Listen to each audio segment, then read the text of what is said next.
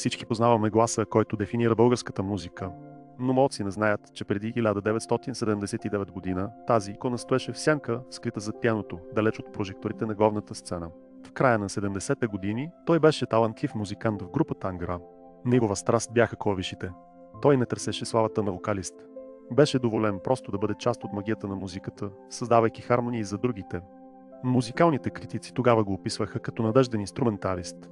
Никой не подозираше вулканичната енергия, която се криеше в него. Той свиреше джаз и рок, но гласът му оставаше загадка за широката публика в България. Времената бяха трудни за експериментална музика. Цензурата следеше всяка стъпка. Като пианист той имаше сигурност, но не и свобода. Сърцето му искаше нещо повече, макар самия той още да не знаеше какво е то. Тогава дойде повратният момент. Режисьорът Въло Радев снимаше филма адаптация. Трябваше им песен. Не просто песен, а и химн на едно поколение. Композиторът Митко Щерев написа мелодията, но кой щеше да я изпее.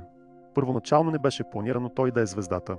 Но когато застана пред микрофона в студиото, нещо магическо се случи. Гласът му носеше такава болка и надежда, че всички в залата замръзнаха. Пианистът изчезна, роди се певецът. Песента адаптация излезе през 1979 година и взриви България. Хората не можеха да повярват. Този дрезгав, емоционален глас звучеше различно от всичко, което естрадата предлагаше до момента. Беше истинско, беше сурово. Успехът не дойде без предизвикателства. Традиционалистите бяха шокирани от неговия стил, от движението му на сцената. Той не стоеше мирно като другите. Той танцуваше, живееше с музиката, разчупваше старите догми на социалистическата естрада.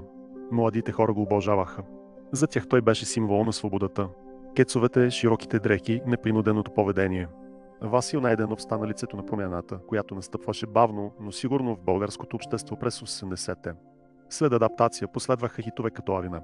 Телефонна любов затвърди статуса му. Вече никой не си спомняше срамежливия пианист от Тандра.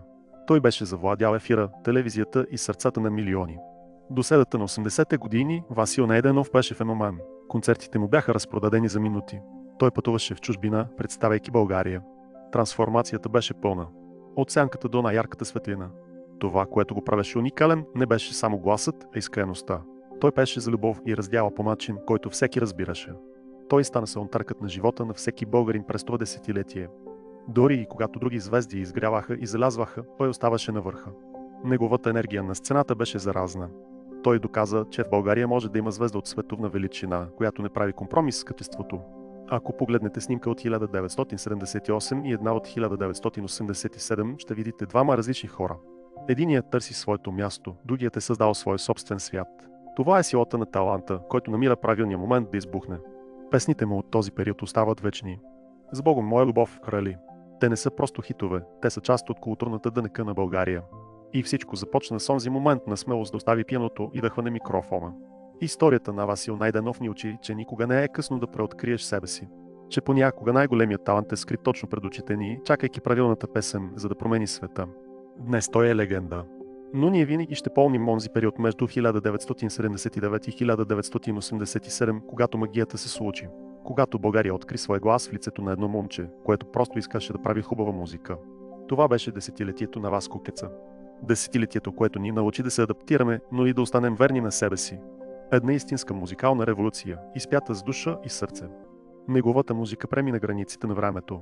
От почите на Балкантон до дигиталната ера, емоцията остава същата. И всичко това благодарение на онзи съдбовен избор през 1979 година. Васил Найденов не е просто певец. Той е епоха. И тази трансформация от пианист до суперзвезда остава една от най-вдъхновяващите истории в българската култура. Ако тази история ви вдъхнови, абонирайте се за канал Bulgarian Dux за още легендарни разкази от нашето минало.